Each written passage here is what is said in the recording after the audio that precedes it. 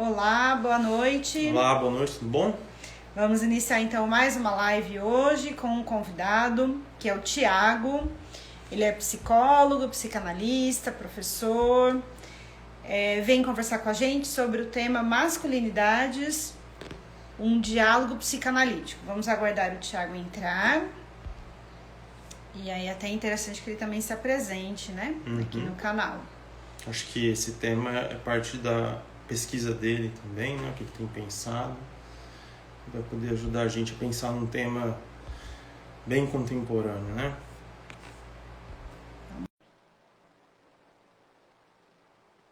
Acho que o Tiago já está chegando. Olá! Boa tarde, Carol. Boa tarde, Carlos. Tudo bem? Tudo bem? Tudo ótimo. Bom, Tiago, muito obrigada por ter aceito, né, esse convite de bater um papo com nós. E gostaríamos, antes de você começar a sua fala, de que você se apresentasse. Tudo bem, Carol. Eu sou o Tiago, né? Minha graduação foi em psicologia, na Fundação Educacional de Fernandópolis, na FEF. Depois eu fiz uma especialização em gestão de pessoas. Agora, mais recente, fiz a especialização em psicanálise clínica no Unifev, né? Cuja Carol foi minha professora. E atualmente eu estou fazendo mestrado, estou como aluno regular em um programa de mestrado em educação, né, e estou pesquisando essa temática aí das masculinidades, né, de uma construção aí da identidade do homem.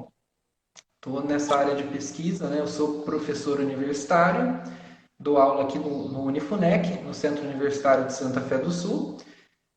Atuo também no consultório, atuo com a clínica, e tenho atuação também na área da assistência social, né? Eu atuo num centro de referência de assistência social, né? No CRAS. E por hora é isso, Carol, de apresentação. Muito bom. E esse tema, né, falar da identidade masculina, ou esse diálogo, né, com as diferentes masculinidades aí, é, vem, vem te acompanhando aí por conta da sua pesquisa de mestrado? Isso, na verdade, sempre foi um tema que eu tive muito interesse, né? E é um tema que ele é muito presente na minha atuação, tanto na clínica quanto na atuação em assistência social, né? Nós recebemos ali na assistência social, tanto para o atendimento individual quanto para o trabalho em grupo, muitas mulheres que acabam sendo vítimas de algum tipo de violência do seu companheiro, de homens, né? Esposos, maridos, né? E eu comecei a me deparar com essa problemática, né? Hoje muito atual, aí, que é a masculinidade tóxica, né? E comecei a observar o quanto que isso é prejudicial para as mulheres, para as pessoas que estão no entorno desse homem também, né? E comecei a receber bastante demanda no atendimento com homens, né? Tanto no contexto de clínica quanto de assistência social, mas homens que também apresentam um sofrimento em torno da própria masculinidade tóxica, né? E aí foi um tema que começou a me acompanhar, né? Me angustiar para poder estudar, para poder pesquisar um pouco mais sobre isso, né? E poder olhar tanto para os aspectos subjetivos, para os aspectos internos, né? E também poder olhar para um processo de construção social dessa identidade aí do homem. Então foi algo assim que de fato tem me acompanhado aí na minha trajetória nesses contextos aí que eu atuo. Então, Eu ia colocar uma pergunta, Thiago, que eu acho interessante. Tem muitos autores nas ciências sociais, na filosofia e até na psicanálise, que está dentro desse campo, e eles descrevem a experiência contemporânea, seja o pós-modernidade, enfim, todas as nomenclaturas que vão sendo problematizadas, parece que tem um elemento que acompanha, e eu acho que parte do tema, pelo menos a exposição, de que a experiência contemporânea ela é uma experiência de crise de identidade de maneira geral, né? Em relação à cultura, aos valores, aos papéis, de forma geral. E como que é? E aí é que minha pergunta, assim, né? Essa crise de identidade, pelo menos não a crise de identidade, assim, né? Mas a crise em relação à figura masculina, ao papel do homem, como que você enxerga isso na clínica, na sua experiência na clínica? Como que isso aparece? E como que também isso aparece na experiência do trabalho público, né? Com esse que é um campo mais geral, assim. Como que é isso, Thiago? Bem, Carlos, alguns autores colocam, né, esse termo de uma. Nós estamos vivenciando uma crise da masculinidade, né? Eu não sei te dizer se eu gosto, se eu concordo muito com essa nomenclatura. Porque, assim, eu não sei te dizer, por exemplo, se a maioria dos homens estão vivenciando isso, estão vivenciando essa angústia, né? Porque eu acho que talvez a maioria ainda tenha esses comportamentos que nós chamamos de tóxico, né? De uma masculinidade tóxica.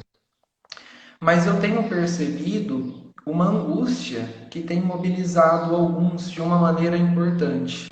Então, acho que a gente tem uma parcela de homens que, de fato, está preocupado, está angustiado em repensar os seus papéis, repensar a sua postura frente à paternidade, frente à relação conjugal, repensar sua postura enquanto um ser social, né?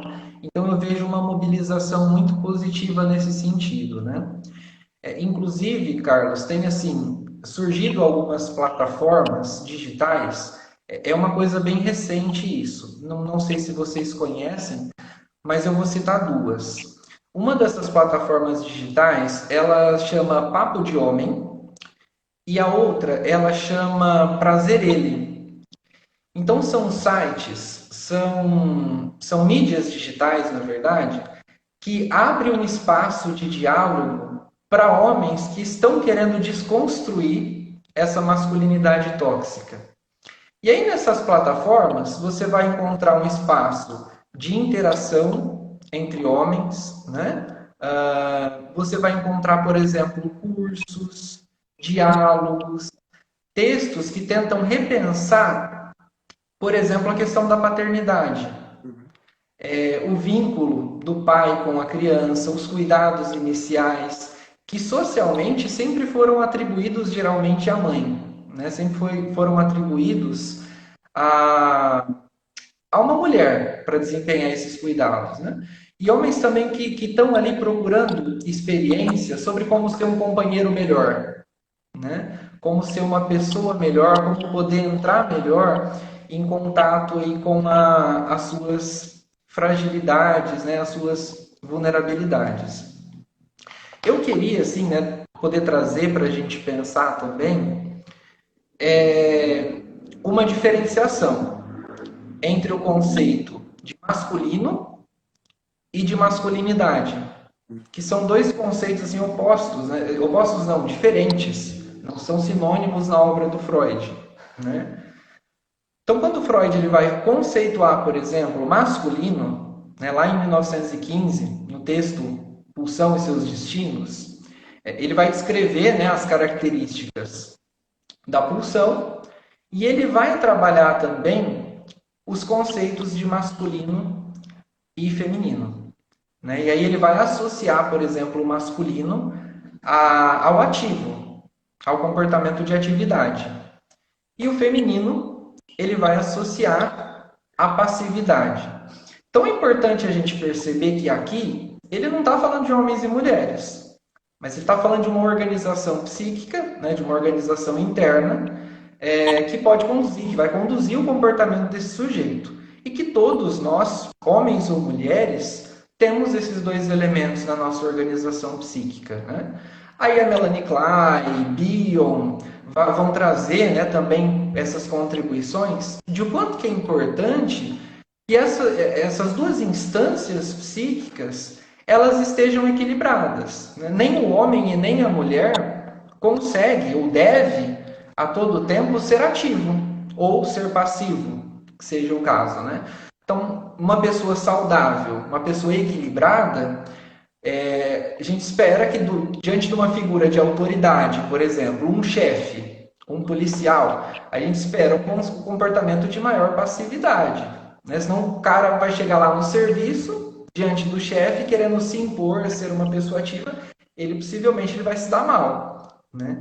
Então, quando Freud traz esse conceito de masculino, ele está falando de uma organização psíquica, né? E aí pensar a masculinidade, aí a gente já está falando de um processo de identidade um pouco mais consciente, né? A gente está falando de algo que aparece mais através da conduta, do comportamento, das idealizações, né? Enfim, uma identidade que é atribuída ao homem e também, geralmente, aos meninos também já começam a ser esperado deles esse tipo de conduta. E aí a masculinidade, a gente precisa conceituar ela em duas vias, né? Uma via subjetiva, né? Uma via ali que depende do eu dessa criança, né? Como que essa criança vai internalizar esse social, e a gente também analisa a partir dessa perspectiva externa, dessa perspectiva histórica, social, cultural, né? E aí eu acho que tem dois elementos assim muito interessantes para a gente pensar, né? Do ponto de vista psicanalítico, olhando para o sujeito, para a sua subjetividade, né? Eu vou destacar o texto do Freud, lá de 1924, A Dissolução do Complexo de Édipo, né? Onde o Freud vai trabalhar que esse processo de desenvolvimento da masculinidade vai começar a desenvolver ali quando o menino, né, se ele tiver condições e possibilidades de se identificar com a figura paterna, né?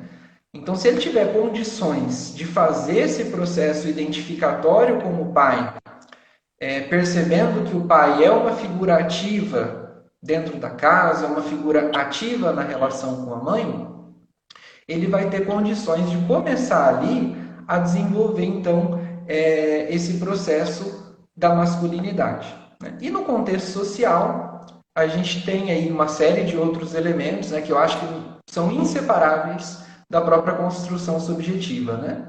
No contexto social, a gente tem a crença religiosa, a gente tem que é uma crença patriarcal, né? A gente vem de uma cultura que seleciona que Deus é um pai. Então, a gente supõe uma figura do sexo masculino, né? A gente tem todo um contexto social que privilegia homens, que colocam homens em uma condição de superioridade frente à mulher, né?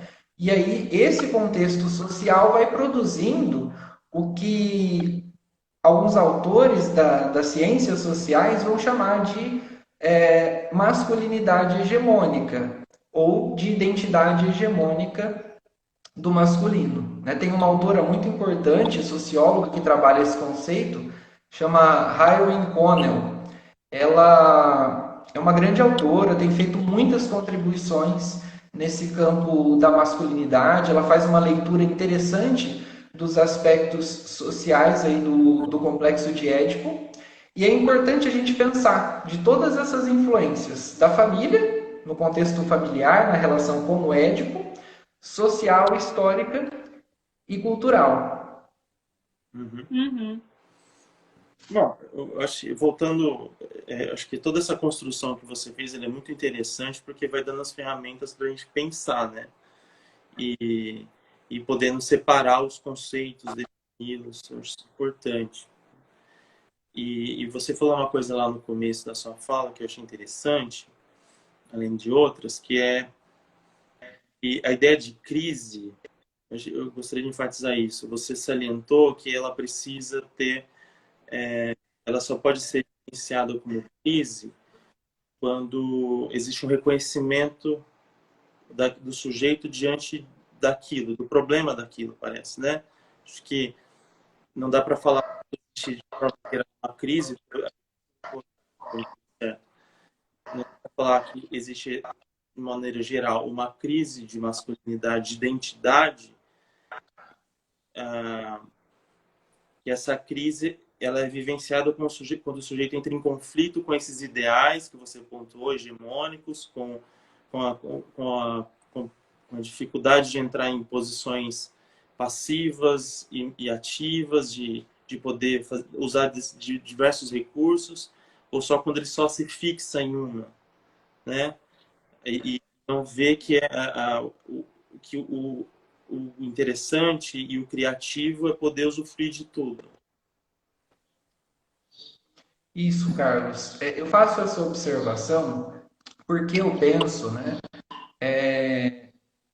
E aí eu acho que eu também estou falando um pouco da minha experiência também, né, pessoal, mas eu vejo que talvez ainda a maioria dos homens, pensando em quantidade numérica, ainda reproduzem esse modelo tóxico, né? O que é esse modelo tóxico que a gente tem hoje na masculinidade?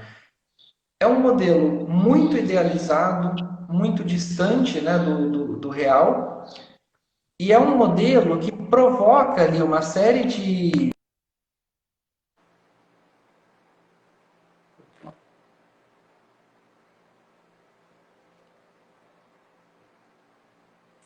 Bom, gente, acho que o Thiago perdeu o sinal, pelo visto, da internet, né? Parece. Aê, Voltou? voltou. Que bom. Eu estava dizendo, né, que esse modelo que a gente tem hoje, que ainda é reproduzido predominantemente de uma masculinidade tóxica, ele provoca muito sofrimento, tanto para a mulher quanto para os homens, né? Coloca o homem numa condição muito idealizada, uma condição que não é real, né? Não é real. A gente vê, por exemplo, assim, na questão da masculinidade tóxica, para a gente pensar o quanto que ela é negativa também para os homens. A gente tem algumas representações sociais em torno do papel do masculino. A gente tem, por exemplo, a representação de que o homem ele é provedor, ele é uma pessoa forte, viril, uma pessoa que não tem possibilidade de demonstrar sentimentos, sofrimentos, vulnerabilidades, né? E eu acho assim, só para a gente transformar um pouco disso em números, né? Estatisticamente falando, no Brasil, nos casos de suicídio consumado, 76% são homens. Né? Isso quer dizer que a cada 4 pessoas que se suicidam no Brasil, 3 delas são homens. É uma proporção muito grande. A gente percebe que o homem não é uma pessoa que tem muito bem resolvido a condição de procurar uma ajuda psicológica, um acolhimento psicológico, trabalhar suas questões, pensar sobre as suas angústias. Né? A gente percebe isso, por exemplo, também numa baixa adesão de homens na procura por serviços públicos. Né? No contexto de saúde, foi até uma pesquisa, uma parte das leituras e pesquisas que eu fiz, homem procura muito pouco serviço de saúde. Estatisticamente falando, sabe qual que é o maior caso onde o homem procura atendimento médico? Quando ele tem problema relacionado à sexualidade ou quando ele tem problema que incapacita para o trabalho. Então, se a gente parar para pensar, ele só vai procurar o serviço médico a hora que ele não estiver mais conseguindo reproduzir a representação social da masculinidade, que é ser o provedor, né? E ser viril, estar pronto, por exemplo, para o sexo. Né? Então, se ele não consegue cumprir isso, aí ele procura ajuda médica. Né? Eu acho que isso serve para a gente ir tendo essa percepção, essa noção do quanto que a masculinidade tóxica tem colocado homens também nessa condição de sofrimento, né? E você falando, Thiago, queria compartilhar que recentemente eu ouvi um homem, né? E no final eu fui fazer um comentário, né? Olha, caso, né, você queira procurar um terapeuta, um psicanalista, eu tenho profissionais, né, homens que poderiam te atender, né? A pessoa virou para mim e falou, não, se eu tiver que procurar alguma ajuda, eu só vou conseguir falar com uma mulher, porque eu não vou conseguir assumir para um outro homem as minhas falhas de homem, né? E ele ainda usou esse termo, ele falou, olha, o meu ego não aguenta saber que um outro homem sabe que eu não estou conseguindo ser homem suficiente. Então, assim, você foi falando, essa frase me veio, né, à memória do quanto às vezes é difícil, né, para alguns homens assumirem para outros homens, né? E aí eu acho que é isso, que eles não estão cumprindo um ideal, mas é um ideal, me parece também um pouco tirano, né, severo, né, que tem uma cobrança aí muito grande, né, de se manter uma constância, né? Verdade, Carol. É interessante você trazer essa fala, né? Eu vou até me antecipar um pouco, eu tinha até colocado esse ponto para trazer no final da conversa, do diálogo, né? Eu vejo muito isso no contexto de atendimento. Vejo na clínica também. Primeiro que, assim, eu tenho tido a percepção, né, pelo menos na minha experiência, que é muito mais difícil o homem procurar uma análise, né, do que uma mulher. E eu acho que o homem tem muita dificuldade também de se manter em análise. Às vezes ele começa a análise ela está num processo evolutivo, um processo legal de crescimento mental, e a hora que a pessoa começa a se esbarrar em um ponto dela muito vulnerável, que ela está com dificuldade de mudar, começam a aparecer elementos transferenciais, né? Com a figura minha, no caso. Sou um terapeuta homem. E eu tenho percebido isso. Alguns conseguem trazer isso para a consciência e verbalizar. Outros não verbalizam, mas demonstram de outras formas, né? Então, esse elemento da transferência, ele fica muito visível numa análise onde os dois autores, né, os dois objetos, são do sexo masculino. A sensação que eu tenho é que na idealização desse homem, né, desse paciente, o terapeuta é uma pessoa muito idealizada. Ele é um homem forte, viril, capaz de suportar todas as frustrações e que não tem problema nenhum. Enquanto que ele, paciente, é uma pessoa muito fraca de estar ali assumindo a sua vulnerabilidade para um terapeuta do mesmo sexo. Em outras palavras, ele está mostrando para um homem forte que ele não consegue ser forte também, né? Poxa, cabe a gente pensar aí o quanto que isso é uma condição totalmente idealizada, totalmente longe, né, do real. Mas eu tenho percebido muito isso também na clínica e nos contextos de atendimento, Carol. Sim, sim. E... Pode falar. Não. Não, eu ia falar, Thiago, se você tivesse algum raciocínio para continuar, pode fazer, mas é que eu pensei numa coisa aqui também, né, para te atrapalhar. Eu ia perguntar assim, quando você fala dessas fantasias de idealização do homem, a virilidade, é só o homem que sustenta isso diante dele mesmo? Ou as mulheres também podem sustentar isso? As mulheres também sustentam o patriarcado? Eu penso que isso é uma construção coletiva, Carlos. A mulher também surgiu, né, dessa cultura do patriarcado, ela também está inserida em um contexto machista. E a gente ainda vai demorar bastante tempo para ir desconstruindo isso, né? Eu penso que a gente tem que desconstruir todos os dias os preconceitos, as representações que a gente vai tendo e vai internalizando, né? Então eu vejo isso até com uma certa naturalidade, né? A mulher também surgiu, nasceu, cresceu em um contexto machista, né? Mas eu acho importante a gente destacar que essas representações sociais elas estão fomentando, lógico, né, uma relação de dominação, só que elas não representam o real, né? Enquanto você falava, me veio aqui, por exemplo, uma ideia, né, de uma socióloga, né? Se a gente parar para pensar, a gente tem estereótipos sociais que colocam que o homem é superior à mulher em uma série de questões profissionais. A gente tem a ideia que é melhor você ter um líder, um gestor para ocupar um alto cargo administrativo que seja homem. Por quê? Porque a idealização e a representação social diz que o homem lidera melhor do que a mulher. Né? Aí eu fico pensando, né? O homem, ele sempre ocupou o espaço público para liderar e governar. Que é o caso, por exemplo, das questões religiosas, né? Predominantemente homens são líderes religiosos e não mulheres.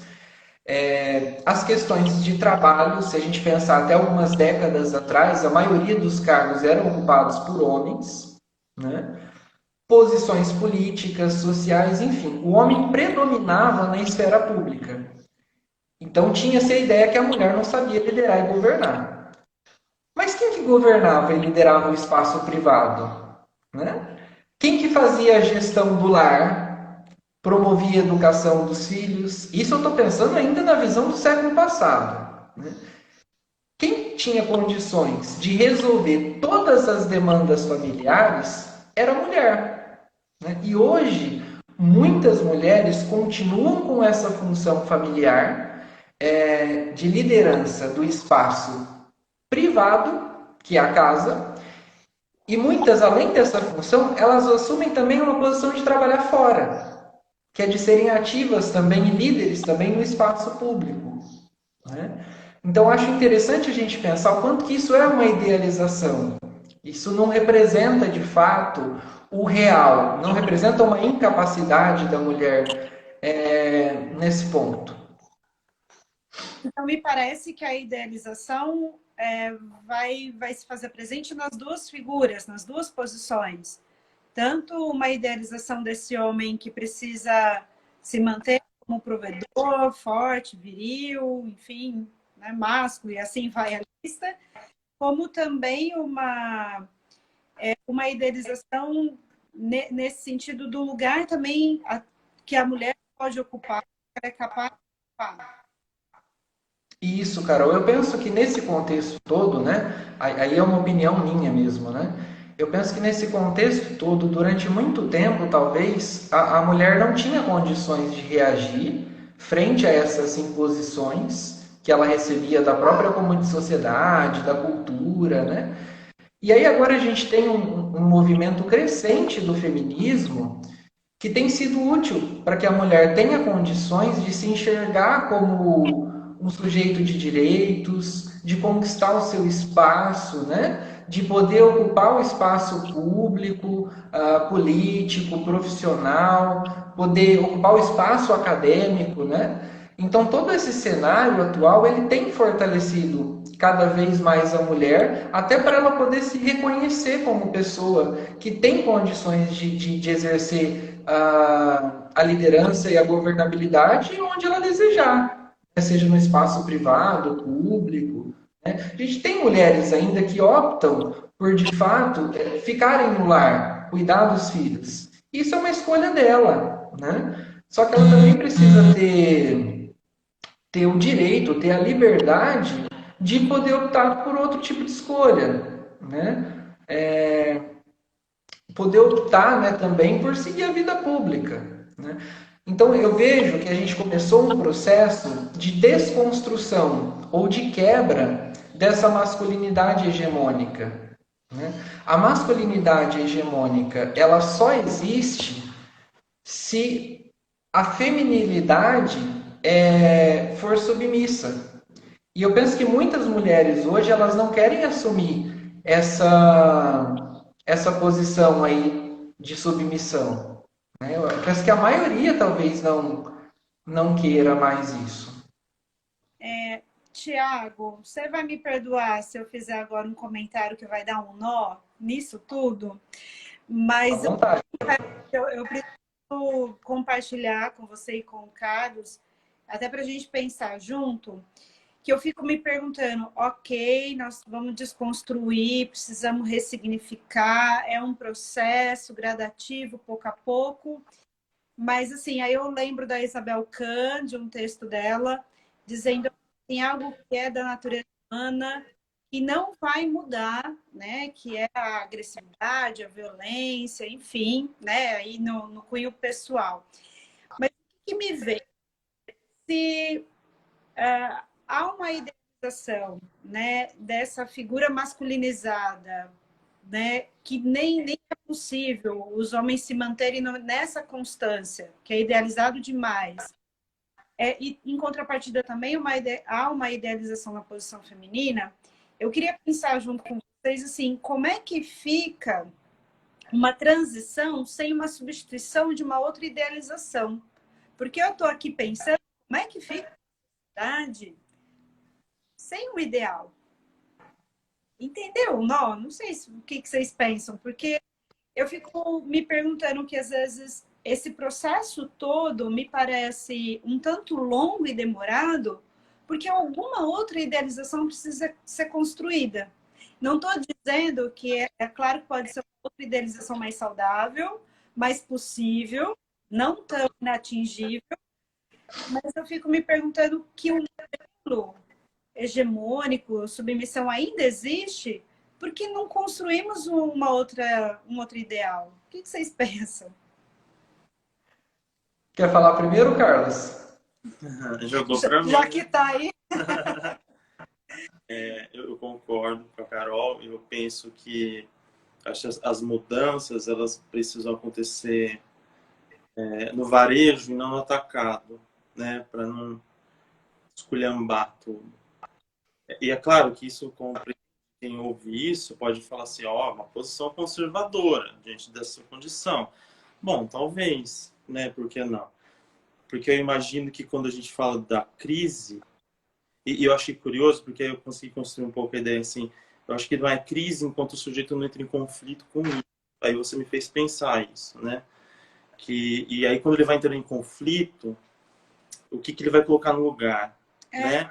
E é claro que a gente está falando que, então, não é para voltar para o século XIV, mas é o quanto que a gente toma cuidado, porque as identidades estão em um ponto que parece que o que tem ou é o colapso, ou é uma atividade área que quer a masculinidade tóxica, porque não consegue encontrar outra posição e não quer encontrar outra posição porque não tem disponibilidade interna, psíquica, né?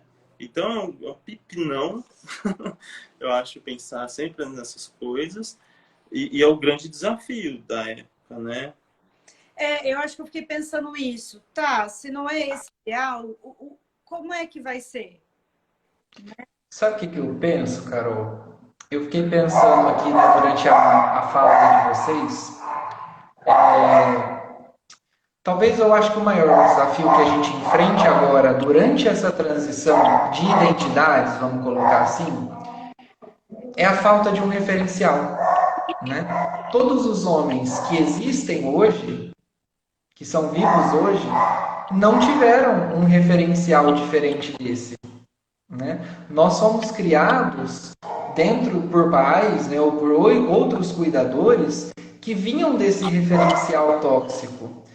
Então hoje, assim, a gente está num período histórico, né, eu vou dizer, que a gente já está percebendo que o tóxico, ele é ruim, mas a gente ainda não entendeu o que é o bom, o que é o ideal, né?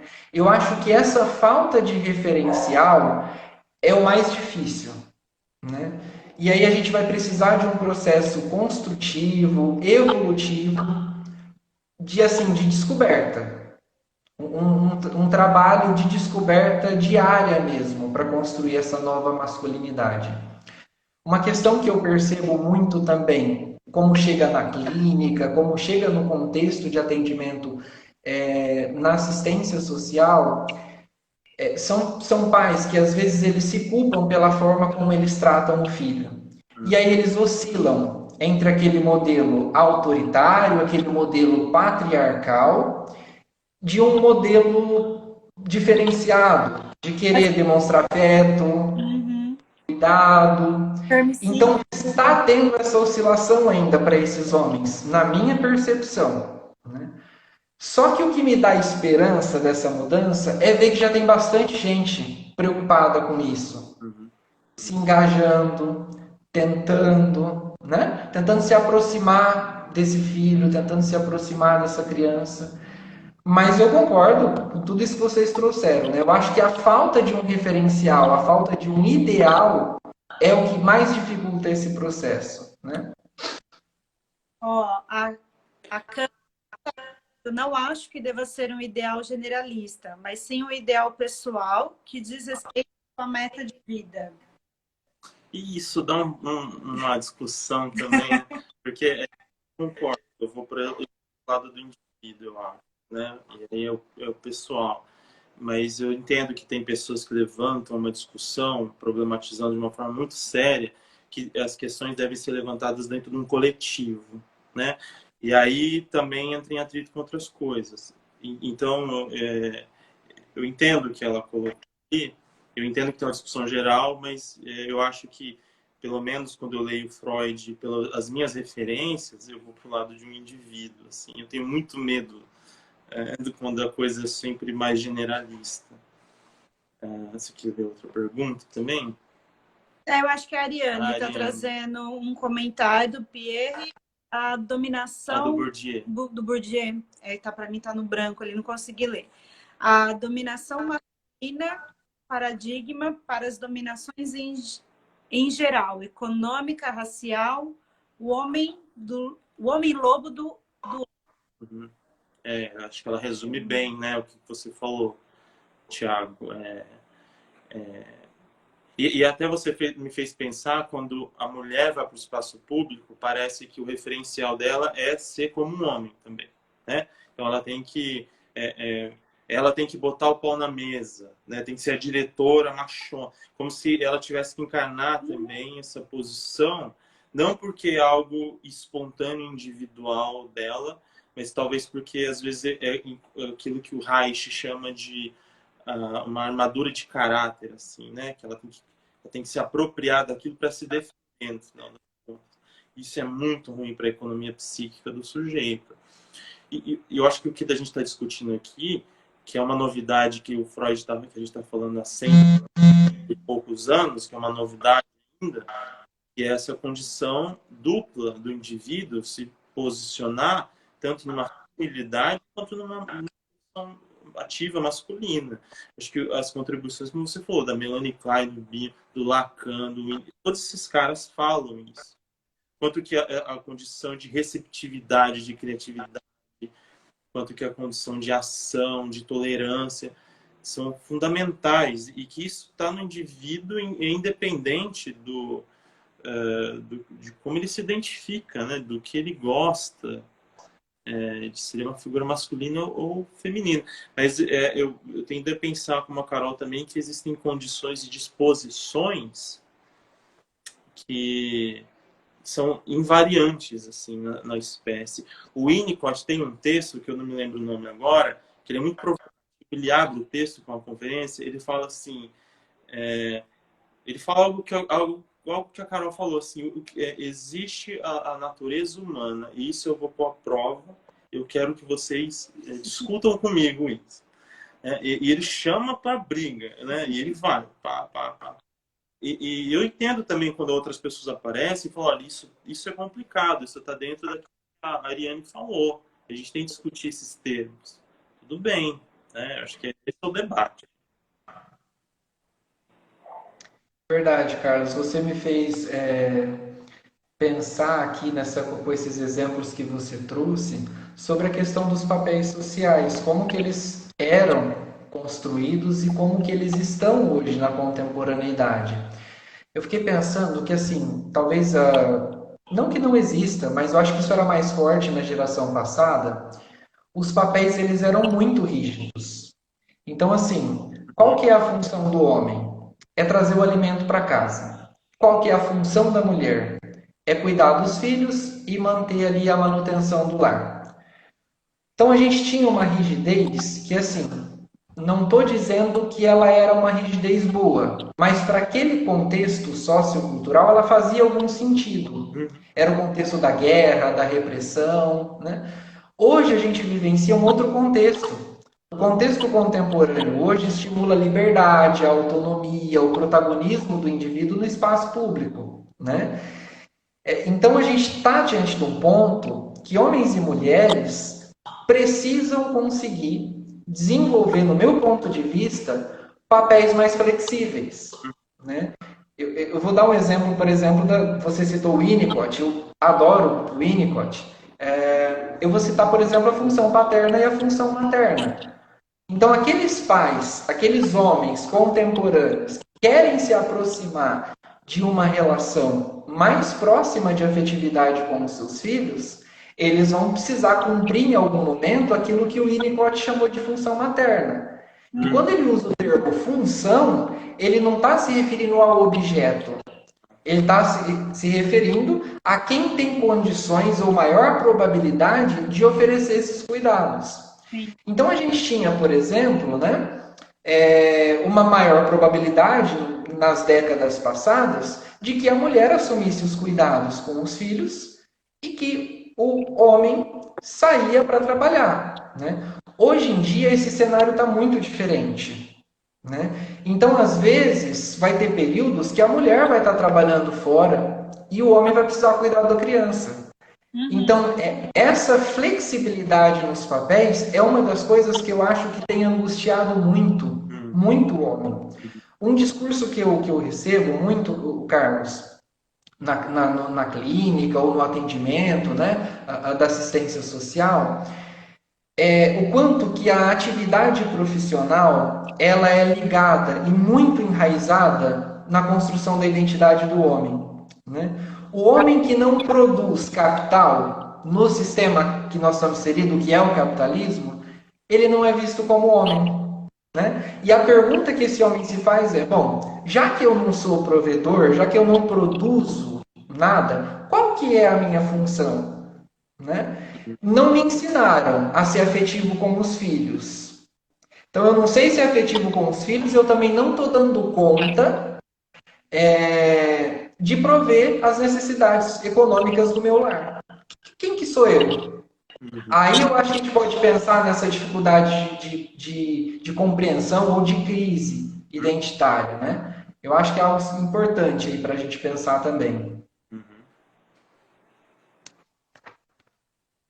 Bom, Tiago, não sei se você tem preparado algumas outras falas, nós vamos entrar aí nos últimos 10 minutos, então eu prometo que o caso a gente não te interrompe. Carol, eu só assim, queria destacar, né, trazer alguns outros elementos aí para a gente pensar do que eu tenho percebido de demanda, de queixa na clínica, né?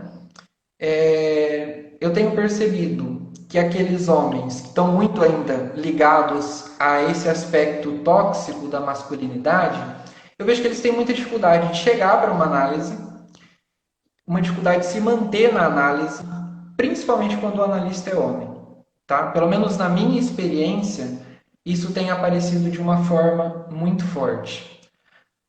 Aqueles homens que se mostram mais dispostos a enfrentar esse processo analítico, eu percebo assim, a maioria do que faz eles procurar análise, não adequação aos padrões sociais, são aqueles homens que têm dificuldade de corresponder a essas expectativas do social que a gente está trazendo. Problemas relacionados à sexualidade traz muito homem para a terapia. E aí eu destaco aquela fala lá no começo, né? Por que ele está procurando, né? Ele está procurando, na verdade, para poder corresponder também à demanda do social, né? E eu vejo homens que durante o processo, né, isso não chega como queixa, mas durante o processo analítico eu posso ver isso, homens que têm uma dificuldade muito grande de aceitação do eu, de entender, de aceitar quem é ele, né? E que estão ali visualizando uma idealização muito distante. É aquele homem que nunca está satisfeito com a própria profissão, ele sempre precisa ganhar mais, ele precisa ganhar mais do que a mulher, por exemplo, né?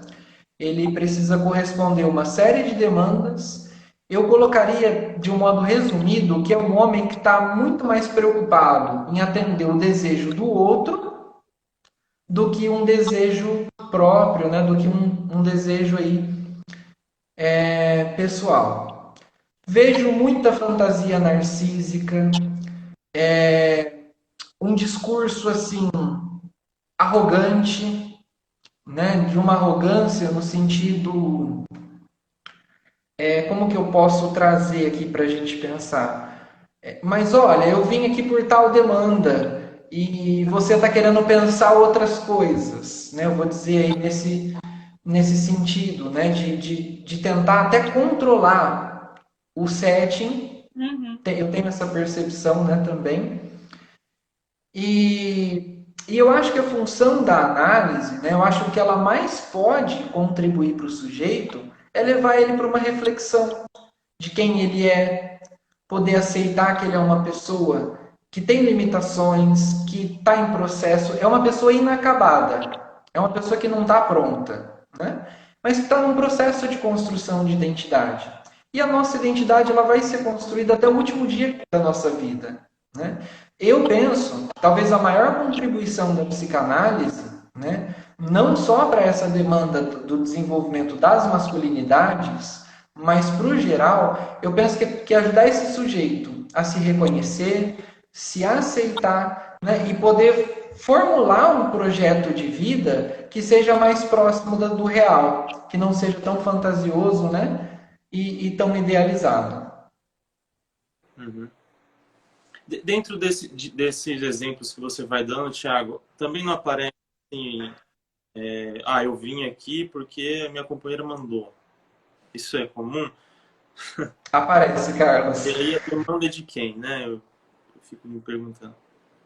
Eu vejo nesse tipo de fala, por exemplo, aquela pessoa que é governada, às vezes, pelo desejo do outro, né? A maioria desses exemplos que eu fui citando, a gente vê o desejo do outro, quando o homem procura porque ele não está se adaptando à transformação social contemporânea. Ele está vindo pelo desejo do outro, o desejo social. Nesse exemplo que você citou, ele está vindo pelo desejo da mulher, o desejo da esposa, né? Então eu tenho percebido muito esse tipo de demanda também. Né, Thiago, acho que te ouvir me fez pensar, então, que há um sofrimento numa posição que a gente está colocando aí, mesmo que seja da masculinidade hegemônica, me parece que há um sofrimento, né? Não vou dizer em todos os sujeitos, mas naqueles em que entram em contato com esse conflito de entender que esse é um modelo, mas não tem outra referência, estou tendo que construir uma referência sozinho no sentido, né? Enfim, vai e volta, conversa, mas é uma construção pessoal, né? E me parece que aí eu vou fazer a interface, socialmente falando, nós temos uma longa caminhada, pelo que eu me ficou assim, né, de te ouvir. Tem uma longa caminhada, porque depende dessa caminhada pessoal, né? E, e até não seja tão inatingível assim, né? Vamos trabalhando, me parece. E eu também que eu fiquei pensando, pode ser bastante intuitivo. Falando, você tem experiência assim, de atender mulheres que sofreram violência. E, de repente, agora você está estudando o tema da masculinidade, dos homens. Me fez lembrar na graduação, quando eu quase participei de um estágio que acabou não dando certo o projeto, em que a gente faria grupos de estudo. O meu grupo não conseguiu fazer por uma questão burocrática. A gente faria grupos de estudo com homens que foram condenados por violência contra a mulher. E na época eu lembro que aquilo era já uma reviravolta, assim, porque como assim? Vocês têm que atender as mulheres que foram... também, mas nunca ninguém pensou que era um projeto, né, diferente de poder atender esses homens que são violentos, violentador, enfim. E teve alguns grupos nesse sentido, pelo que eu me lembro, assim, né? E parece que, assim, eu falando de maneira geral, pode ser muito intuitivo, eu imagino, né? Pode gerar dúvidas. A gente vem de uma cultura, né, Carlos, que culpabiliza muito o agressor. Mas esse agressor, lógico, ele precisa ser culpabilizado e responsabilizado se ele cometeu algum crime. Mas se ele não tiver um espaço onde ele possa trabalhar suas questões, ele vai sair da cadeia, do sistema prisional e vai voltar a repetir a agressão, né? Se ele não tiver essa possibilidade, né? Eu concordo com a Carol, eu acho que nós temos um caminho árduo, longo, até a gente ver uma transformação à esfera do macro, do social. Mas sempre é necessário começar, né? E o que me dá assim um ânimo é perceber que cada vez mais homens e mulheres têm se despertado para essas questões e que nós precisamos ter esse diálogo hoje, pensar hoje para ver uma mudança a nível micro ainda por agora, mas futuramente ali poder pensar e poder ver isso refletido no macro, né? Então eu vejo que assim, a gente está fazendo o que nós conseguimos nesse momento. Muito bom. Bom, Thiago, não sei, tivemos alguns comentários, não sei se nosso tempo vai acabar em breve, se alguém quiser encaminhar ainda alguma pergunta, mas primeiro gostaríamos, né, assim, de dizer que o espaço da clareira fica à disposição, né, para, quem sabe, novas discussões, outras discussões, ou, né, uma repetição que nunca é igual também, né, ao mesmo tempo. E agradecer mesmo pela sua disponibilidade, né, em vir aqui, eu acho que trazer com tanta clareza algo que ainda está saindo no forno, né, o seu mestrado. Então, a gente já está tendo quase de primeira mão aí, né, um pouco do que você vem elaborando. Então, muito obrigada mesmo. Muito grato, Thiago. Eu Bom, agradeço a oportunidade. né, Prazer estar aqui com vocês, pensando, discutindo, né? muito bom. Agradecer a todo mundo que nos acompanhou. Acho que não tem nenhuma pergunta, então podemos encerrar, né? Se também tiver, depois encaminha aí no canal A Clareira ou para o próprio Thiago, Isso. né? Que a gente fica à disposição. Gente, muito obrigada. Thiago. Obrigado, Ariana. Até logo. Obrigado. Obrigado, gente. Tchau, tchau. Boa noite. Boa noite.